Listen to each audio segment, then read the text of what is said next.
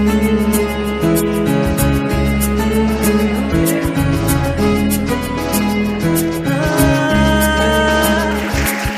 कोई कर सकता है तो मैं क्यों नहीं, क्या है उनमें ऐसा जो मुझ में नहीं।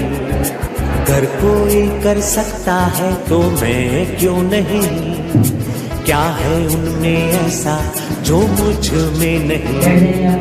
झांक ले अपने भीतर खुद से आप पूछ ले, कैसी चाहे जिंदगी खुली आंखों से। आज हमारे बीच में हुआ जिले के जिला समन्वयक माननीय श्री अश्विनी कुमार जैन जी सिरसागंज से आप लोगों के बीच में आए हैं और हमारे आज के कार्यक्रम के चीफ गेस्ट भी हैं। मैं सर से और विद्यालय मैनेजमेंट से आग्रह करता हूं कि वो स्वस्तिक पर माल्यार्पण और दीपक जलाकर कार्यक्रम प्रारंभ करने की अनुमति प्रदान करें।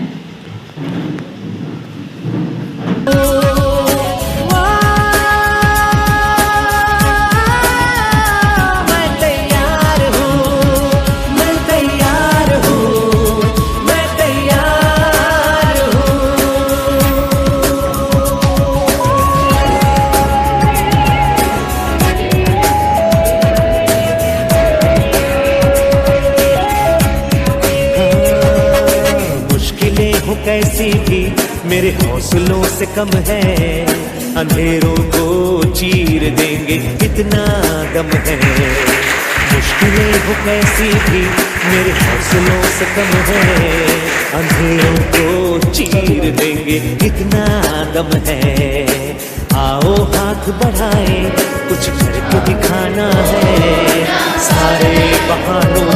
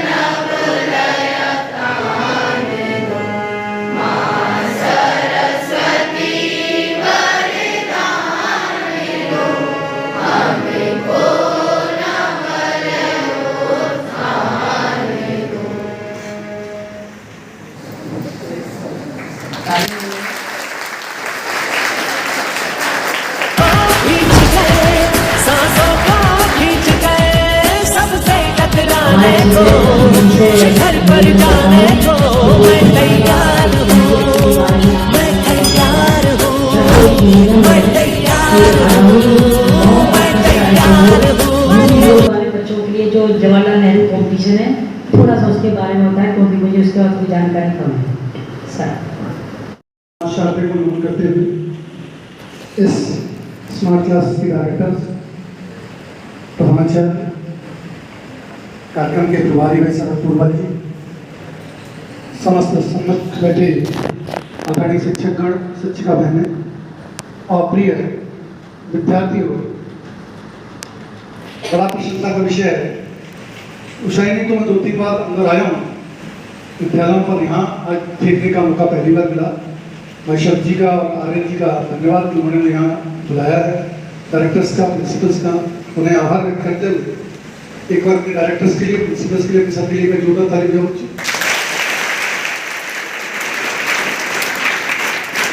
तालियां बजाने का भी एक रीजन होता है, वो भी साइंस से रिलेटेड होता है। अगर हम लोग थोड़ा सा थक गए होंगे, थोड़ा सा आने में मुझे विलम्ब हुआ होगा, तो आप थोड़ा सा जागृत हो जाएंगे, आप मुझे सुनने का प्रयास करेंगे।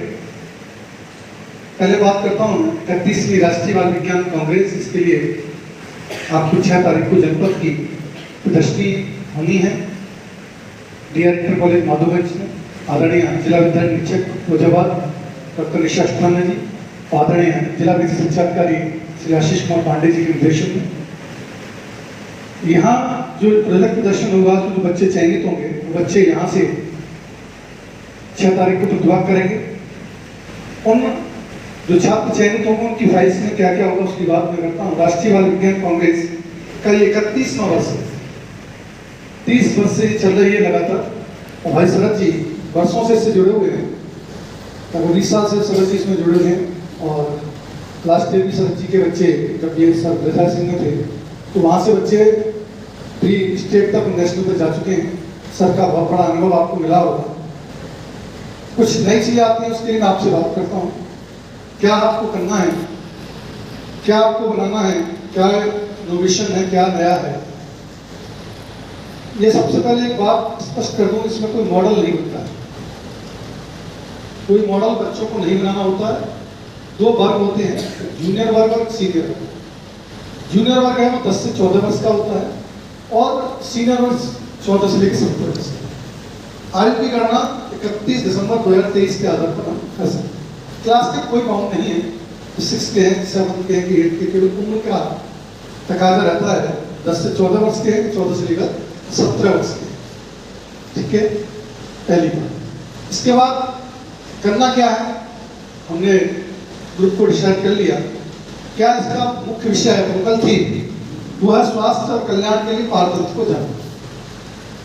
कैसे हम अपने हेल्थ को वेलबींग कर रहे हैं, वो इकोसिस्टम क्या है, उसके फोकल थीम दिया। इस फोकल थीम के अंतर्गत 5 सब थीम्स उप विषय हैं।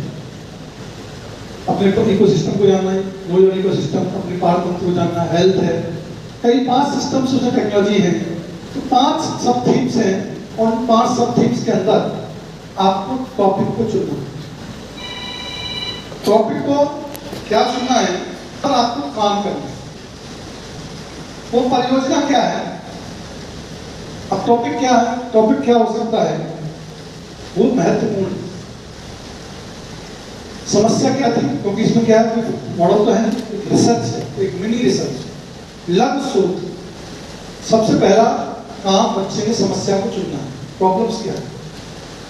उस प्रॉब्लम को चुना, जैसे हम बाहर गए, आजकल डेंगू चल रहा है, या लोग पराली जलाते हैं।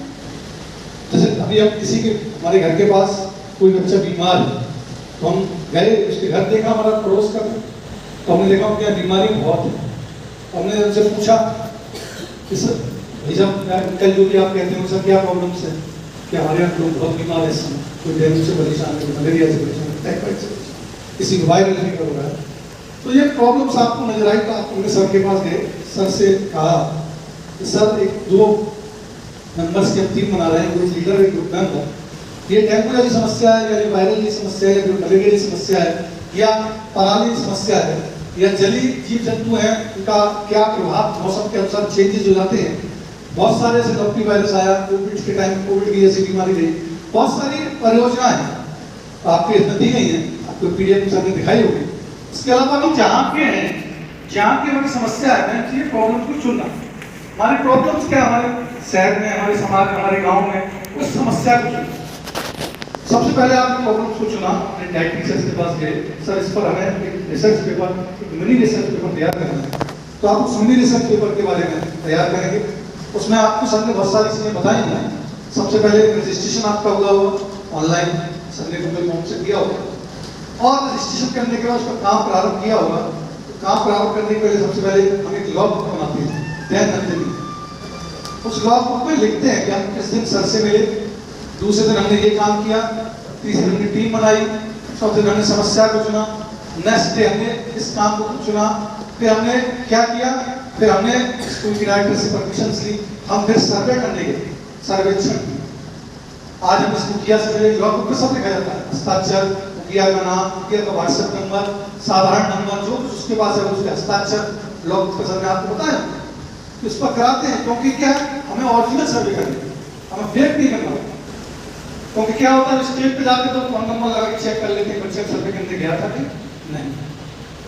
तो वो आपने सारे सर्वे एक बार करेंगे, उसके बाद नेक्स्ट उन्हें आप सर्वे करने जाएंगे कि आपने उनको बताया कि सर पड़ोस में बताया कि आपकी गंदगी अधिक रहती है, कूलर में पानी भरा रहता है, क्या ये काम है, क्या पराली के बारे में बताएंगे, लोगों इससे नुकसान होता है, क्या ये बीमारी फैल रही है, इसका रीजन बताएंगे, या जिस परियोजना को आपने चुना जलीय जीवन का मौसम पर क्या प्रभाव पड़ता है, सर्दी आने में क्या घट पड़ेगा, तो जिस परियोजना को आपने चुना है उस परियोजना से संबंधित सारे आंकड़े आप इकट्ठे करेंगे, तब आप काम शुरू करेंगे लिखने की।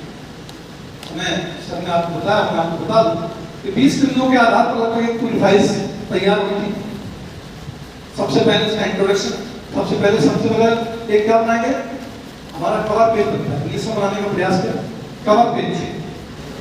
मुखिया क्या लिखा सबसे पहले आपने, 31वीं राष्ट्रीय विज्ञान कांग्रेस, फिर नीचे अपने विद्यालय का नाम, फिर उसके नीचे ग्रुप लीडर का नाम, ग्रुप मेंबर का नाम, मार्गदर्शक शिक्षक का नाम, प्रधानाचार्य का नाम, उसके नीचे आपने थोड़ा कर दिया उसको डेकोरेट, ये आपका मुख्य प्रश्न, ये आपकी फोकल थीम क्या है, सब थीम क्या है, आपके टॉपिक्स क्या है, तो आपने सारा पहले मुख्य प्रश्न पर आपने बना। जिसने नहीं बनाई तो भी समझ लेंगे, अगली साल बनाए, जिस साल बना रहे हैं वो अगली साल बनाए। समरी और आंकड़ों पर ज्यादा फोकस होता है कि हमारे आंकड़े क्या कह रहे हैं, समरी क्या कह रही है, वो समरी आंकड़े और आपकी लॉग वो सारी चीजें मैच होनी चाहिए। उसके बाद आपको समरी लिखेंगे, उसके बाद इंट्रोडक्शन लिखेंगे, विषय सूची बनाएंगे, विषय सूची के बाद कार्य क्षेत्र का नजरी नक्शा, ये महत्वपूर्ण बिंदु है, कार्य क्षेत्र का नजरी नक्शा। अब इसको क्यों लेते हैं, ये इसलिए देखते हैं कि कहां पर आपने काम किया है, कार्य क्षेत्र का नजरी नक्शा, उसके बाद उसका इंट्रोडक्शन, प्रस्तावना, और उसके बाद परियोजना शीर्षक चुनने का कार्य। क्यों आपने उस प्रॉब्लम को चुना, रीजन क्यों आपने चुना, आपको लगा कि ये लोग बीमार हो रहे हैं, पैसे खर्च हो रहे हैं, तो कोई किसी की डेथ हो सकती है, तो इन्हें बचाया जाए, तो हम इसलिए उसको चुना। पराली से नुकसान होता है, किसानों को ये होता है, प्रदूषण बहुत होता है, ग्लोबल वार्मिंग अधिक हो रही है, तो हमने इसलिए चुना। इसी समस्या को चुनते हैं, जैसे आप यहाँ क्यों बैठे, मैं समस्या भी आपके लिए एक रिसर्च पेपर की बात कर रहा हूँ, एक मिनी रिसर्च पेपर। जब लोग पीएचडी करते हैं तो बड़ा रिसर्च पेपर लिखते हैं, और हम जब छोटे होते हैं तो एक मिनी रिसर्च पेपर लिखते हैं। तो ये मिनी रिसर्च पेपर का काम, आपने प्रॉब्लम्स को चुना, उसका कारण चुना, उसको लिखेंगे, उसके बाद आपकी हाइपोथेसिस क्या थी, आपकी संकल्प क्या है, आपने क्या सोचा, आपका क्या विचार है, क्या आपके मन में हाइपोथेसिस रही, वो आपकी हाइपोथेसिस क्या थी। उसके बाद उस परियोजना को चुनने का ऑब्जेक्टिव क्या थे, उद्देश्य क्या थे, क्यों आपने लिखा, उसको लिखेंगे। क्या ये उद्देश्य हमारे लोगों को बचाना चाहिए, स्वच्छता अभियान चलाना चाहिए, स्वच्छ भारत अभियान में हमें ये काम करना चाहिए, हमें गंदगी से लोगों को दूर करना चाहिए, हमने और भी सलाह दे सकते हैं, पराली नहीं जलाना चाहिए, पराली में शिकायत बचता है उसको अलग ले जाना चाहिए, बहुत सारी चीजें सब ले सकते हैं। और इसके बाद मेथोडोलॉजी, आपकी कार्यविधि, आपका काम करने का तरीका, आपने क्या किया, आपने सर्वेक्षण पत्र बनाया, सर्वे पेपर, तभी तो आप जाएंगे ना पास। एक सर्वे पेपर आपने बनाया, उसमें आप 5-7 क्वेश्चन लिखे, आपका नाम क्या है, आपके परिवार में कितने सदस्य हैं, आपके परिवार में कितने व्यक्ति बीमार हैं, आपके परिवार में कितनी गंदगी है, क्या रहता है, पूरा उसका एक आंकड़ा, छोटा सा सर्वे पेपर बनाइए। उसके बाद वर्क प्लान, काम करने का तरीका। आपने अपने गाइड टीचर से कहा, सर आज हमें इस गाँव में सर्वे कराने चलना है, अपना सर्वेक्षण पत्र आपने लिया, अपने ग्रुप मेंबर को साथ लिया, आप कार्य प्लान, आपकी वर्क योजना, जो एक्शन प्लान क्या है। उसके बाद सबसे महत्वपूर्ण प्रयोग, सर्वेक्षण एवं आंकड़ों का संग्रह। इसी पर अधिक फोकस होता है कि आपने कितने घर गए, कितने घरों में आपने सर्वे किया, कितने लोगों ने आपको रिजल्ट्स दिया, आपके आंकड़े, पूरा एक टेबल फॉर्म में सारी चीजें बनती हैं, उससे आप आंकड़े, एक बार आंकड़े जब पहली बार आप गए और सेकंड टाइम जब आप दोबारा सर्वे करने गए आपके बताने के बाद, तो ये आंकड़े उसमें आप इकट्ठा करेंगे। उसके बाद आंकड़ों का विश्लेषण करेंगे, एनालिसिस करेंगे उस डाटा की, जो डाटा कलेक्ट आपने किया है उस एनालिसिस के बाद रिजल्ट्स क्या आ रहे हैं। हो सकता है रिजल्ट अच्छा है, आपके लोग बात मान, हो सकता है लोग आपको बात नहीं, वो तो उनके ऊपर डिपेंड करता है। तो रिजल्ट्स अच्छे हो सकते हैं और खराब हो सकते हैं, पर आपको सिर्फ हमारी थीसिस पर कोई फर्क नहीं पड़ेगा, अच्छा है कि खराब, अच्छा हो ऐसा नहीं। हमारी थीसिस तो ये कहती है जो है वो लिखिए। उसके बाद समस्या के जवाब आपने क्या बताया, समस्या के समाधान के क्या आपके प्रयास है। आपने गाँव के लोगों को इकट्ठा किया, आपने उन्हें समझाया, गंदगी नहीं फैलाए, आपने गोष्ठी की, आपने उन्हें दूर दूर बताया, गीला कचरा, सूखा कचरा, पॉलिथीन का दुष्प्रभाव बताया, जो आपने बताया समस्या के समाधान के क्या आपके प्रयास रहे वो। उसके बाद इम्पैक्ट ऑन सोशल, समाज पर क्या प्रभाव रहा, और महत्वपूर्ण एक बार भविष्य की क्या कार्य होगी। जरूरी नहीं एक बार में सफल हो जाए, एक बार में प्रमाण परीक्षण हो जाए, एक बार में सारे काम हो जाए, ऐसा नहीं। क्या आपकी वर्तमान भविष्य क्या योजना, ये काम हमने आज किया, हो सकता है उसके प्रभाव कल चंद्रयान 2 अगर हमारा रह गया चंद्रयान 3 सफल हुआ। ऐसे ही भविष्य की क्या कार्य योजना है, उसके बाद आभार प्रदर्शित करेंगे अपनी सरकार, अपनी मैडम का, अपने प्रिंसिपल्स का। उसके बाद एंक्लोजर्स लगाएंगे, रेफरेंस देंगे और लास्ट में एंक्लोजर्स लगाएंगे। ये 20 बिंदुओं पर ये पूरी एक सर्वे फाइल आपकी तैयार होगी। 4 चार्ट आपको तैयार करने होंगे, उन्हीं का शॉर्ट में चार्ट पर दिखाने के लिए होता है। इस शॉर्ट में हमने 4 चार्ट बना दिए हैं। पहले चार्ट पर बताया वसंत ने आपका, वही आपका जो आपने कवर पेज बनाया उसका थोड़ा सा कार्य क्षेत्र का नजरिया, थोड़ा सा सारांश। दूसरे में हाइपोथेसिस, उसके वर्ग प्लान के 3-3 पॉइंट्स होंगे। तीसरे चार्ट में पूरा डाटा होगा, चौथे में रेट्स और अन्य चीजें होंगी। तो 4 चार्ट्स आपको कंप्लीट करने हैं। इस प्रकार ये पूरा 3 चीजों के माध्यम से ग्रुप लीडर, ग्रुप मेंबर और गाइड टीचर के माध्यम से बच्चा एक सर्वे फाइल, 4 चार्ट और एक लॉग तैयार करता है, तब वो जाके आगे प्रदर्शित होती है। ये तो बात है 31वीं राष्ट्रीय बाल विज्ञान कांग्रेस। क्लियर हुई? बच्चों यह समय सोने का नहीं है, बच्चों यह समय खोने का भी नहीं है। और मुझे ये बताओ ऐसा कौन सा काम है जो तुमसे होने का है? बताओ तारीख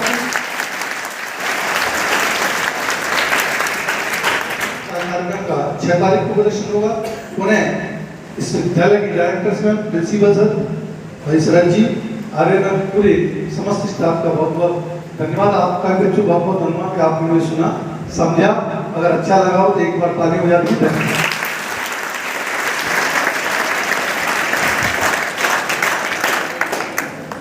धन्यवाद सर। सर मैं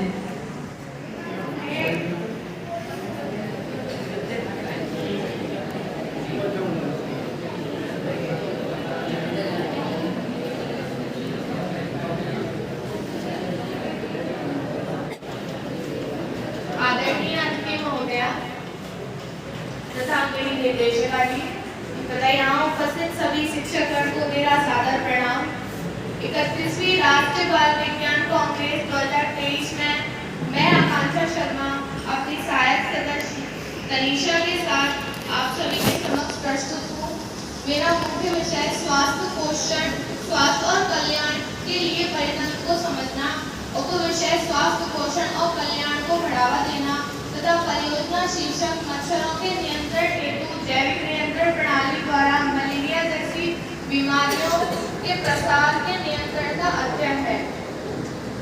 इस शीर्षक को चुनने का हमारा मुख्य कारण था आजकल हमारे आसपास के क्षेत्रों में फैल रही डेंगू की बीमारी तथा उसके लिए जागरूक करना है। हमने सबसे पहले इस बीमारी को अपने स्थानीय क्षेत्र में फैलते हुए देखा। हमने जानना चाहा कि इस बीमारी के फैलने के कारण क्या है। इसके लिए हम सर्वप्रथम अपने मार्गदर्शक शिक्षक श्री शरद कोरवा जी के पास गए। हमने उनसे पूछा कि इस बीमारी के फैलने के कारण क्या है, तो उन्होंने हमें बताया कि ये बीमारी एडिस नामक मच्छर से होती है। उस मच्छर में एडिस एजिप्टी नामक वायरस पाया जाता है। इसके लिए और जानकारी प्राप्त करने के लिए हम सरकारी अस्पताल उसानी में गए। वहाँ हम डॉक्टर आयाना चतुर्वेदी जी से मिले। उन्होंने हमें बताया कि इस बीमारी के मच्छर को पनपने के लिए 22 सेल्सियस तापमान की आवश्यकता होती है तथा खुले में जल एकत्रीकरण की आवश्यकता होती है। इसके पश्चात हम इसके लिए और जानकारी प्राप्त करने के लिए पवन गुप्ता जी के पास गए। हमने उनसे पूछा कि इस बीमारी को किस प्रकार नियंत्रित किया जा सकता है। उन्होंने हमें बताया कि डेंगूसिया नामक मछली को पालने से इस बीमारी पर नियंत्रण पाया जा सकता है, क्योंकि ये मछली एक बार में लगभग 500 से 700 डेंगू लार्वा को खाकर नष्ट कर देती है। उन्होंने हमें अस्पताल में उपस्थित डेंगू के मरीजों से भी मिलवाया। हमने उनसे मिलकर उनसे जानना चाहा कि इस बीमारी के फैलने के कारण क्या है। हमने उनको घरेलू उपचार भी बताए जिससे वो जल्द से जल्द ठीक हो जाएं।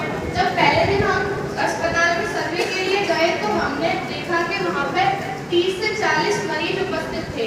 दूसरे दिन जाने पर हमने देखा कि उनकी संख्या और बढ़ गई, 50 से 60 हो गई। हमने उन लोगों को घरेलू उपचार बताए, उनको जागरूक किया इस बीमारी के बारे में। उसके पश्चात जब हम दोबारा 5 से 6 तारीख में गए तो हमने पाया कि वहाँ के मरीजों की संख्या घट रही है। हमने देखा कि जो संख्या पहले 60 तक पहुँच गई थी वो 50 से 40 तक आ गई है। इसके पश्चात हम ग्राम उसानी में सर्वे के लिए गए। हमने वहाँ पर उसानी में डेंगू के मरीजों से मिले, उनसे जाना कि वो काफ़ी लंबे समय से डेंगू से ग्रसित हैं तथा उपचार कराने के बावजूद भी उनको कोई लाभ नहीं मिल रहा है। हमने उनको बताया कि ये बीमारी खुले में जल एकत्रीकरण से होती है तथा गंदगी इसका मुख्य कारण है। हमने देखा कि उनके घर के आसपास काफ़ी गंदगी थी जिसके कारण मच्छर पनप रहे थे। हमने उन्हें बताया कि आप गंदगी से बचें तो आप इस बीमारी से बच सकते हैं। हमने उन्हें घरेलू उपचार भी हमने देखा कि हमारे आसपास बहुत से लोग हैं जो डेंगू से ग्रसित है। हमने ये भी देखा कि वो काफ़ी लोगों की मृत्यु भी हो रही है इसके कारण। तो हमने इसके कारण जानने चाहिए कि ये क्यों हो रहा है, इसलिए हमने शीर्षक तो ठीक है। अब ये बात बताइए कि आपने उनको संदेश दिया, उसका क्या प्रभाव हुआ? कुछ लोगों ने हमारी बात मानी, कुछ लोगों ने हमारी बात नहीं भी मानी। जिन लोगों ने हमारी बात मानी उनको लाभ मिला, उनको बीमारियों में लाभ मिला उनको। और कितने लोगों ने आपकी बात को माना? आपने देखा है इसमें आंकड़े? यही जानना चाह रहे कितने लोगों ने आपकी बात को माना है और कितने लोगों ने आपकी बात को नहीं माना, है ना?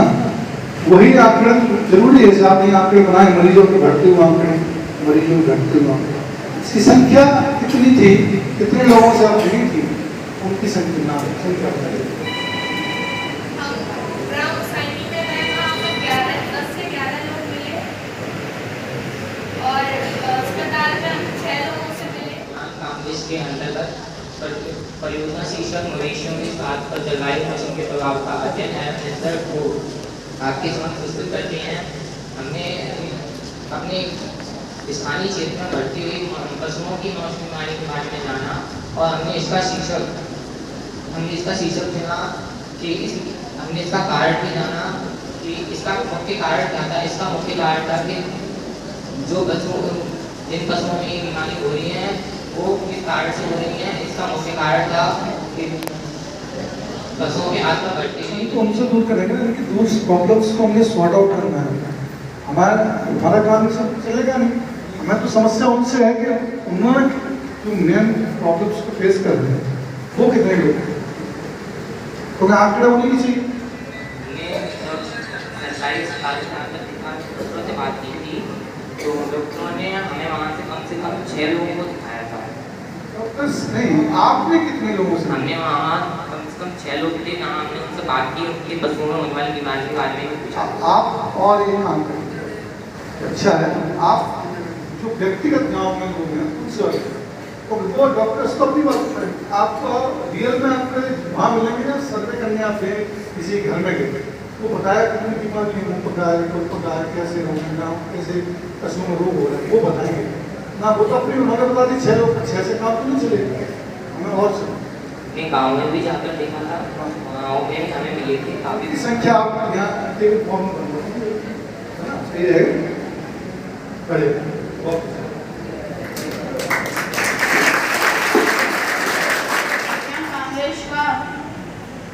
कांग्रेस के परियोजना शीर्षक को आपके समक्ष प्रस्तुत करती हूँ। हमने अपने स्थानीय क्षेत्र फैल रही फसलों में बीमारियों के बारे में मुरोड़िया रोग और उड़का रोग। मैंने 2 अक्टूबर को पढ़ा था अखबार में कि मौसमी बीमारियों के कारण 2 लोगों की मृत्यु हुई थी। इस कारण मैंने इस विषय को चुना तथा मैंने इसमें कार्य योजना बनाई। मैंने अपने सहायक अध्यापक से पूछा इसकी बीमारी के बारे में। उन्होंने इस बीमारी के बारे में काफ़ी जानकारियाँ दी। उन्होंने बताया कि टाइफाइड, मलेरिया, वायरल बुखार तथा चिकनगुनिया जैसी बीमारियाँ अत्यधिक बढ़ रही हैं। यह बीमारियाँ मौसम के कारण मलेरिया टाइफाइड, साल्मोनेला टाइफी से होता है। उन्होंने मुझे अत्यधिक जानकारी दी तो उन्होंने बताया, मुझे पता चला कि ये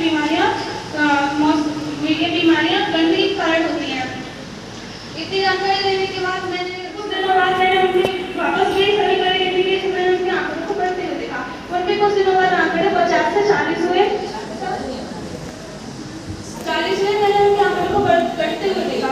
कुछ समय पश्चात में ग्राम लागू में उन लोगों की गर्दई जो इन बीमारियों से ग्रसित थे, उन लोगों को मैंने जाकर पूछा कि बीमारियाँ किस कारण हो रही हैं। उन्होंने मुझे बताया कि यह बीमारियाँ उनके उपचार कराने के बाद भी खत्म नहीं हो रही हैं। इन बीमारियों के खत्म होने के कारण मिल ही रहे हैं क्योंकि बहुत दिन से उपचार कराने के बाद भी उनको कोई आराम नहीं मिला। मैंने उनको जाकर घरेलू उपचार बताए तो उनको बताया कि वो गिलोय तथा तुलसी की काढ़ा बनाकर पिए, हल्दी में रात को खाते समय दूध में हल्दी मिलाकर पिए तथा बाहर की चीज़ों को सेवन ना करें जिनसे ये वायरस उनके अंदर प्रवेश कर रहे हैं।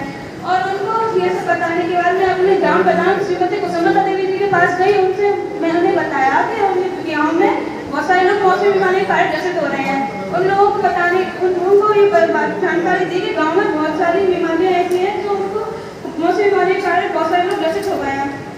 उन्हें बताने के बाद बताया कि ये बीमारियाँ गंदगी तथा दूसरे जल के इकट्ठे से हो रही हैं। उन्होंने हमें बताया कि वो इन बीमारियों को खत्म करने के लिए, लोगों को बचाने के लिए वो गाँव की सफाई भी करवाएंगे तथा तालाबों को साफ भी करवाएंगे।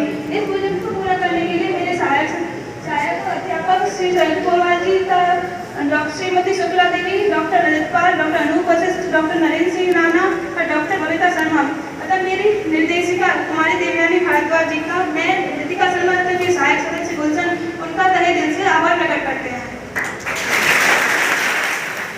तो आपने जो अभी का अध्ययन किया है, जैसे पूर्व कई पूछा डॉक्टर से कि अगर गर्मी होती तो क्या बीमारी रहती है या बरसात होती तो कौन सी बीमारी रहती है, क्योंकि पूरा मौसम के हिसाब से आपने बदलाव लाए ना, तो मौसम के अनुसार कौन कौन सी बीमारियाँ होती हैं तो वो भी आपको उसमें मेंशन करना है। क्या आपने केवल सर्दी वाली की है?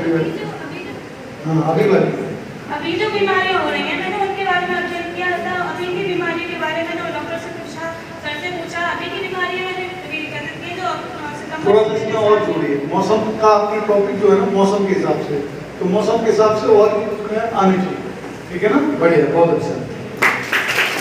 मुझे आगामी और प्रोग्राम में जाना है।